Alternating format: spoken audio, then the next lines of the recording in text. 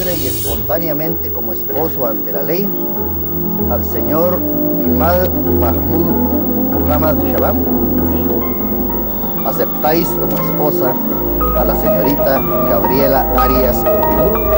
Sí.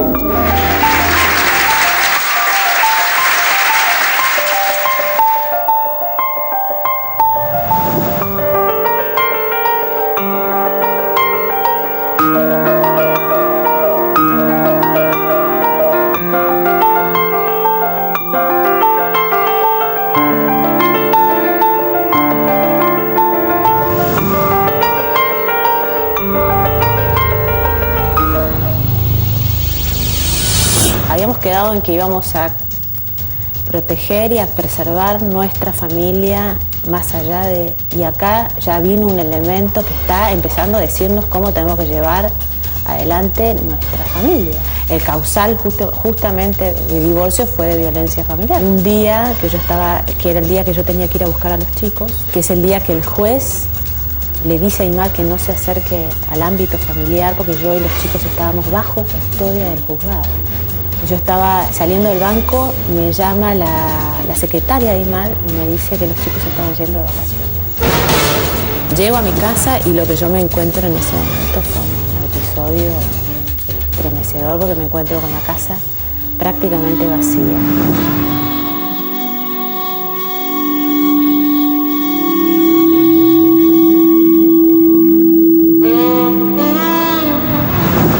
O sea, yo dije, hubo un movimiento en 3 horas de ausencia mía donde alguien vino y se llevó cosas, se llevaron muebles. La mucama, que parecía como si la hubieran sedado, una especie de fantasma ahí que caminaba. Y yo decía, ¿dónde están los chicos? ¿Dónde están los chicos?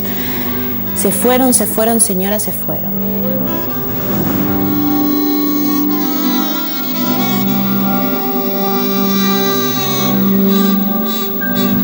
En ese momento yo tuve la sensación y el sentimiento de que no los iba a volver a ver por un tiempo.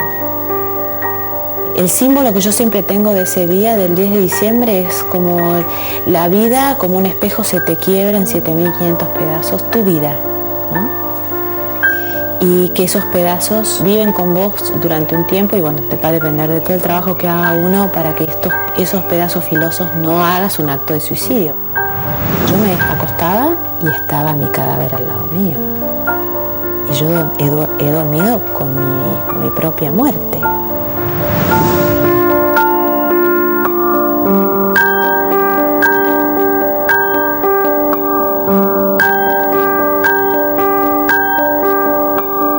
El vínculo de la madre con el hijo se establece en la gestación.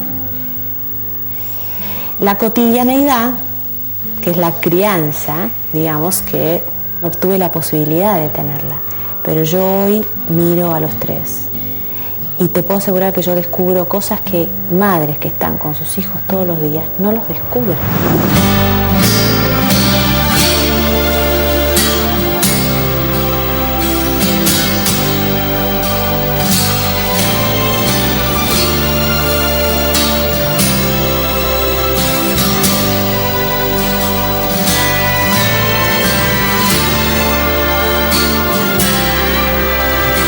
Este Día de la Madre para mí es el primer Día de la Madre que yo estoy feliz.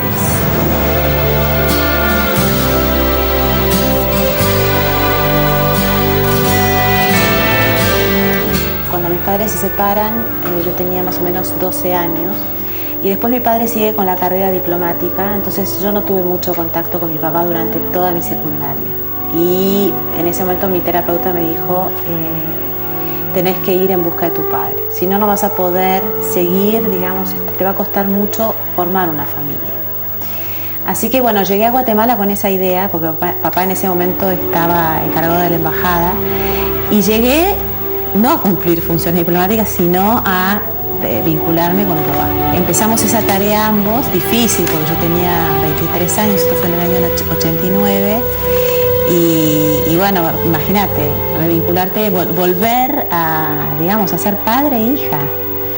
Y ahí lo conocí a Imad en un grupo de personas extranjeras, porque bueno, el tema muy difícil en Guatemala es, en ese momento, ¿no? Era todo el tema de la inseguridad. Era un país, es un país con una terrible inseguridad, entonces bueno, no es fácil tener vínculos sociales. Sí, uno no sale a la calle con tanta facilidad a tomar un café en la esquina. No, olvídate. Y menos en ese momento una chica sola argentina. Entonces, bueno, la tarea de papá fue ir incorporándome con los grupos de extranjeros y bueno, ahí en el grupo de extranjeros lo conocí a Imad. La amistad se fue convirtiendo en algo más, en algo más, en algo más. Él me ayudó muchísimo en esa época porque yo estaba extrañando mucho Argentina.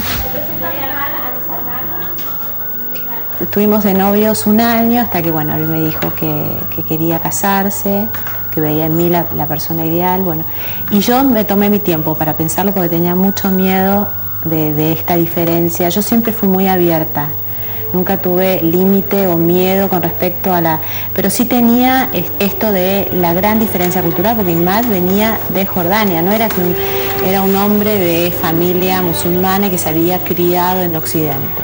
Y nos casamos con la gran guerra de las dos familias. Las dos familias no querían que nosotros nos casáramos, tanto que a Imad le hicieron la vida imposible, a mí no tanto, pero mi papá no estaba feliz con la noticia. Y ahora a la distancia, ¿vos ves algunas señales? Es decir, uno en ese momento no lo ve o no lo advierte o no le parece una llamada de atención, pero a la distancia vos decís, bueno, aquella conducta o aquella actitud de Imad hacia mí, si yo la hubiese tomado como señal, por ejemplo, ¿cuáles? Que tiene que ver con el choque cultural. Tuvimos un momento muy difícil cuando vamos de luna de miel a Jordania. Cuando yo llegué a Jordania hace estos 15 años atrás, era otra Jordania, vivía Hussein en una Jordania muchísimo más cerrada, muchísimo más ortodoxa, mucho más cuidada. Y yo dije, por Dios, yo tendría que haber venido antes acá. Porque yo veía que todos me adoraban, pero había un signo de interrogación. Yo decía, ¿hasta dónde Imad va a defenderme frente a esto, ¿no? O va a querer que yo me adapte o que yo tome esta cultura, cuando yo no voy a faltar a lo mío, ¿no? Y me quedo embarazada en Jordania, de mellizos. Y bueno, el gran tema era cuidarme porque yo estaba teniendo pérdidas, entonces fue todo un estallido en la familia. El tema era que yo no me podía mover, porque si no perdía perdía o los dos o uno, y de hecho perdí un bebé y después siguió Karim, gracias a Dios, con su gestación. Pero fueron 4 meses en cama y ahí tuvimos enormes diferencias, porque más decía que yo me tenía que levantar, que tenía que cocinar, que tenía que tenerle su ropa lista.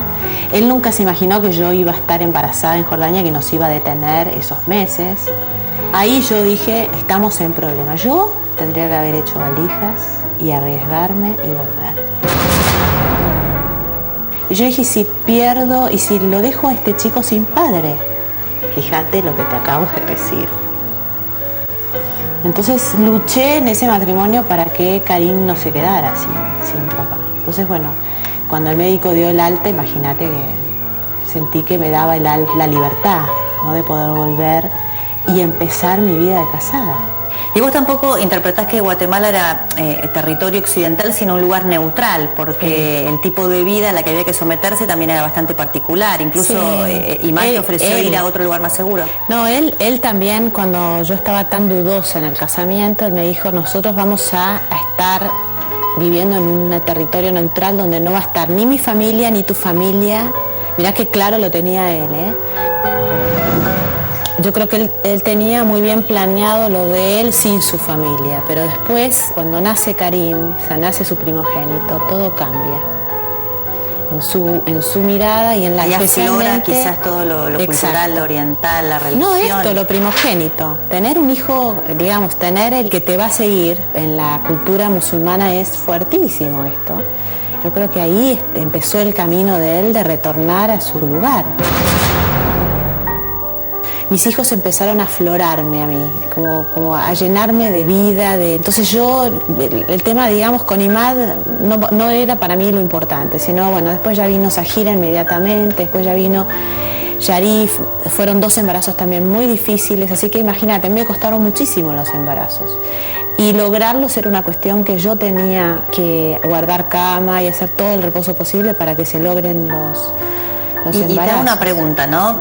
Teniendo en cuenta que el primer embarazo había puesto ya de manifiesto estas diferencias que se profundizaban con Imad, los otros hijos, digamos, ¿los fueron buscando? ¿Fueron llegando naturalmente? ¿Vos estabas con esta actitud que vos me decías, bueno, yo igual quería formar una familia y ya Imad había pasado, o las diferencias con Imad a un segundo plano? Esa gira sí vino planeada. Estábamos los dos con la intención de que viniera una mujer, y vino con todo su esplendor, porque esa gira fue como bien hace una hija mujer en el hombre, en el padre, lo hizo mirarla, porque Imad no tenía relación con Karim, había puesto toda la crianza en mí. Y Sharif no, Sharif vino sin que nadie lo llame y vino en un momento muy difícil en nuestro matrimonio.